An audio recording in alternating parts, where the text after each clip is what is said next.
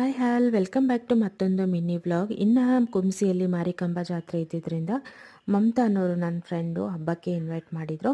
So ಹಾಗಾಗಿ friends ಎಲ್ಲರೂ ಮಾತಾಡಿಕೊಂಡು ಒಂದೇ ಕಡೆ ನಾವು ಜಾಯ್ನ್ ಆದ್ವಿ. ನನ್ನ ಹಸ್ಬೆಂಡು ನಾವು ಮುಂದೆ ಹೋಗಿದ್ವಿ. ಸೊ ಆಶಾ ಅಂತ ಹೇಳ್ಬಿಟ್ಟು ಇವರು ಕೂಡ ನನ್ನ ಕ್ಲೋಸ್ ಫ್ರೆಂಡು.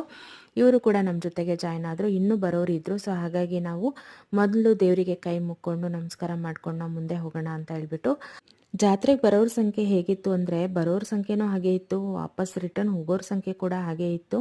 ಪಾರ್ಕಿಂಗು ಕೂಡ ಸ್ವಲ್ಪ ಪ್ರಾಬ್ಲಮ್ ಆಗಿದ್ದರಿಂದ ದೂರ ದೂರದಲ್ಲೇ ಗಾಡಿಗಳನ್ನ ಪಾರ್ಕಿಂಗ್ ಮಾಡಿ ಮನೆಗಳಿಗೆ ನಾವು ನಡ್ಕೊಂಡು ಹೋಗೋ ಥರ ಇತ್ತು.